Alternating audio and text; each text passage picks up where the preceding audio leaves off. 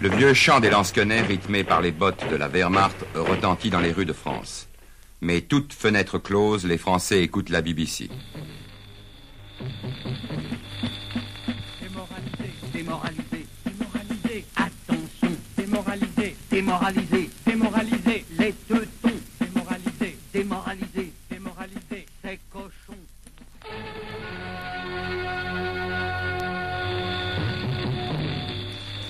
Aujourd'hui, 615e jour de la lutte du peuple français pour sa libération. Les Français écoutent.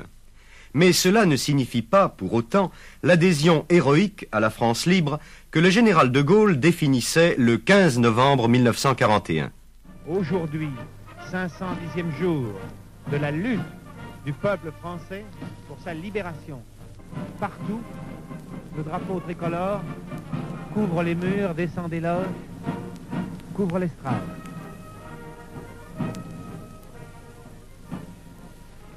Le général de Gaulle se lève. Il va commencer à parler. Le voyageur qui gravit la montée s'arrête quelquefois un instant pour mesurer le chemin parcouru et pour s'orienter vers le but. Nous sommes des Français de toute origine, de toute condition, de toute opinion qui ont décidé de se réunir pour mener la lutte pour leur pays. Tous l'ont fait volontairement, purement, simplement. Dans cette guerre idéologique où pour la première fois les ondes traversent les lignes de combat, Radio Paris est le porte-parole de la collaboration la plus stricte. À Staline, Churchill Trading promettait bonheur insigne avec un tas de munitions, le fameux deuxième front. Mais Staline attend toujours, les Anglais sont en pratique, mais Staline attend toujours, on lui fait de beaux discours. Les Allemands ont créé une fausse radio anglaise qui prétend émettre du sol britannique même. You are listening to the new British broadcasting station. It is extremely provoking for any decent Englishman to think that our own social injustices have to be brought to light by hostile wireless stations. And it is partly for this reason that we have founded the new British Broadcasting Station. In future, it will not be possible for the enemy to say that nobody of the people in Britain has the courage or the energy to fight against... La guerre des ondes revêt parfois une forme de duel direct, comme ici, où les pauses de Radio-Canada sont utilisées par la voix du Reich. Incidentally, the Duke and Duchess have now left for the States, having completed their visit to Canada, and they will shortly be back in the Bahamas. It was announced in Winnipeg that physical standards for enlistment in the active army are being lowered in Canada. You've been listening to news from home for Canadian forces in Great Britain. England has lost the war. England has... Au sud de la ligne de démarcation, la radio nationale soutient la propagande de la Révolution nationale, c'est-à-dire une politique de non-alignement à la limite du possible. Que dit le général Dentz à son retour de Syrie? Le salut de la France ne doit pas être cherché dans l'indiscipline de l'orgueil, ni dans le paresseux abandon de l'avenir, mais dans la ferme volonté de maintenir l'Empire, de rester unis, de penser uniquement français et de faire confiance pour gérer le présent et diriger les espoirs dans le patriotisme lucide et averti de notre chef, le maréchal, aux ordres de qui ils ont donné simplement l'exemple de l'obéissance. Un chant nouveau symbolise naïvement le côté sentimental du regroupement autour du maréchal. Une flamme sacrée monte du sol natal, et la France enivrée de salut maréchal. Tous tes enfants fidèles qui vinrent tes pas à ton appel suprême ont répondu présent. Maréchal, nous voilà devant toi.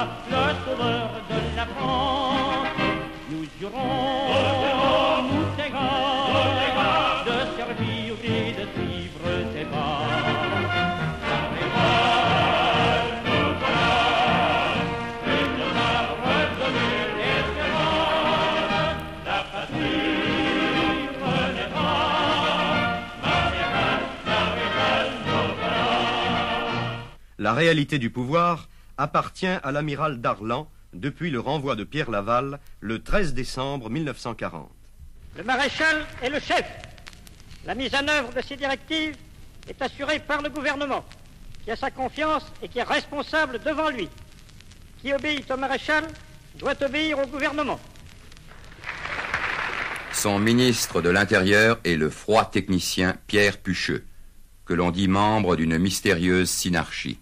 Monsieur le maréchal, j'ai le grand honneur de vous présenter aujourd'hui messieurs les préfets de France. À votre appel, ils sont venus de tous nos départements. Et leur rassemblement autour de vous est à l'image d'un pays qui veut, plus que jamais, se serrer autour de son chef. Seuls nous manquent nos 3 préfets des départements d'Algérie, retenus par des raisons d'ordre matériel. Je crois, monsieur le maréchal, que ministres et préfets, nous avons, les uns et les autres, compris votre pensée profonde. Et que chaque jour qui passe, nous avance un peu plus sur la voie que vous avez tracée. C'est pourquoi le serment qui vous sera prêté dans quelques instants par les hauts fonctionnaires du corps préfectoral est d'abord l'affirmation solennelle qu'ils comprennent tout ce que vous avez voulu de grand dans leurs fonctions. C'est l'assurance qu'ils feront tout pour s'élever à la hauteur du rôle que vous leur attribuez. Mais c'est aussi l'engagement irrévocable de vous suivre sur la route ardue que vous parcourez, sans hésitation, sans recul, sans défaillance. Le plus ferme soutien du régime est la Légion, organisme unique des anciens combattants, interdit en zone occupée. À Gergovie, au lieu de la résistance gauloise, les arrière-pensées ne manquent pas, malgré le conformisme bénin des propos de Lachalle et du maréchal Pétain. Légionnaires, en votre nom à tous, j'ai le grand honneur de remettre à notre chef suprême, le maréchal Pétain, l'insigne de la Légion française des combattants et de la Révolution nationale. Légionnaires de la France et de l'Empire, je vous renouvelle le témoignage de ma confiance et de mon affection.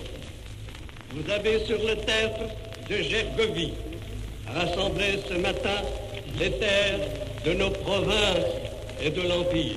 Ce que tente par-dessus tout le régime de Vichy, c'est de former la jeunesse pour les durs lendemains d'une nation vaincue qui ne veut pas mourir.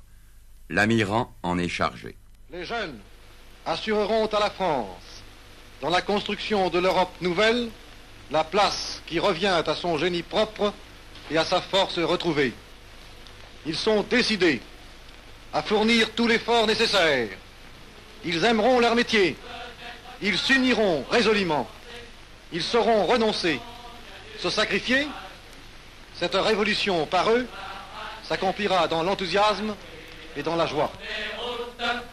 Vous ne savez ce que c'est, vous n'aurez sans doute une fleur au chapeau, à la bouche une chanson, un cœur joyeux et sincère, et c'est tout ce qu'il faut à nous autres bons garçons pour aller au bout de la terre. On a remplacé le service militaire interdit par les chantiers de jeunesse que dirige le général de la Porte du Teil. 8 mois ont passé depuis le grand rassemblement à Alger des chantiers de la jeunesse.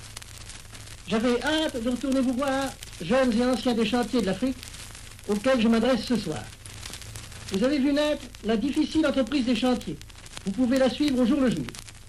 Au début, vous l'avez vu de l'extérieur, et le véritable travail de formation accompli sur les jeunes a pu vous échapper. Mais aujourd'hui, vous avez près de vous des hommes des premiers contingents maintenant libérés.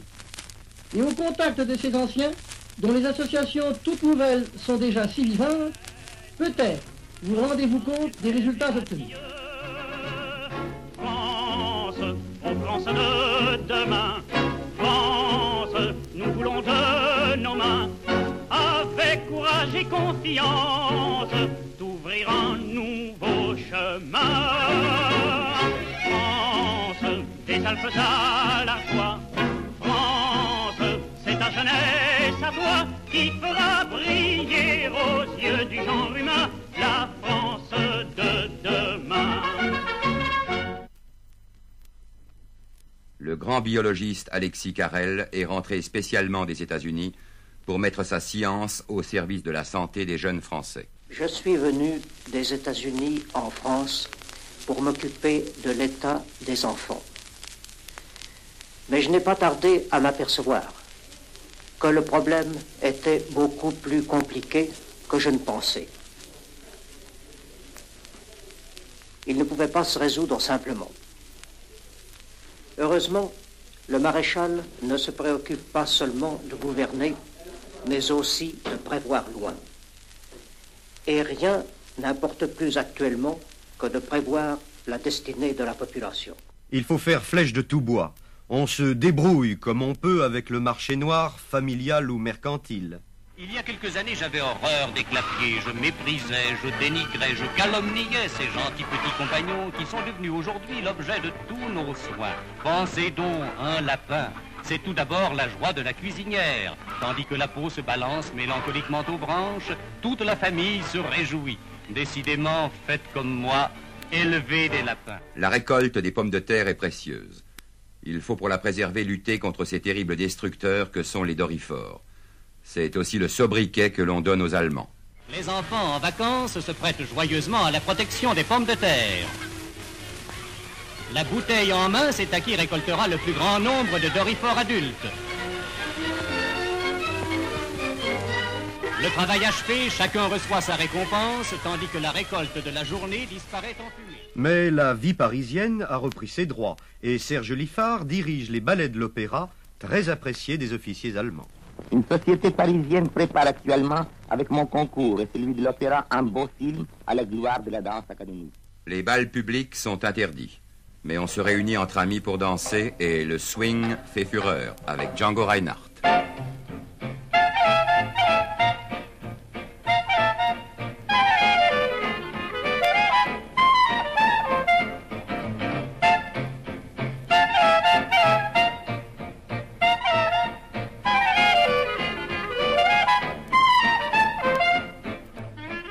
Les théâtres jouent à bureau fermé.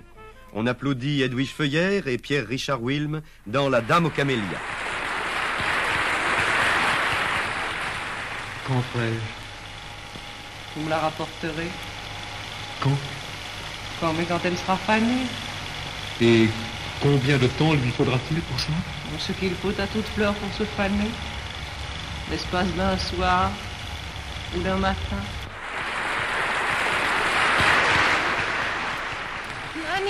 Nanine, dis-lui que Armand est revenu. Dis-lui que je veux vivre. Dis-lui qu'il faut que je vive.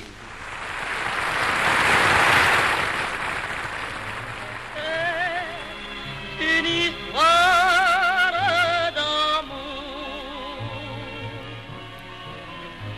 ma part de joie, ma part de rêve.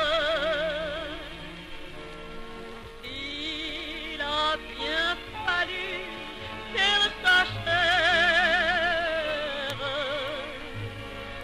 pour me faire un chagrin d'amour.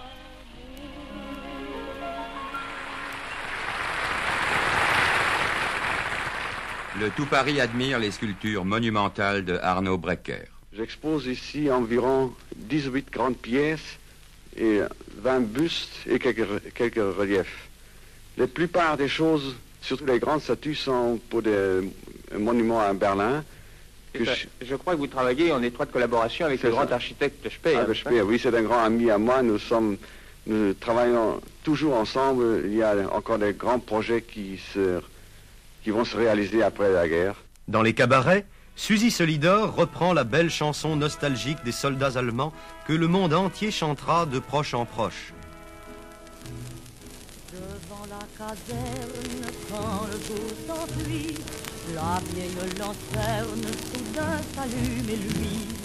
C'est dans ce coin-là que le soir, on s'attendait, rempli d'espoir, tous deux, plis Marlène, tous deux,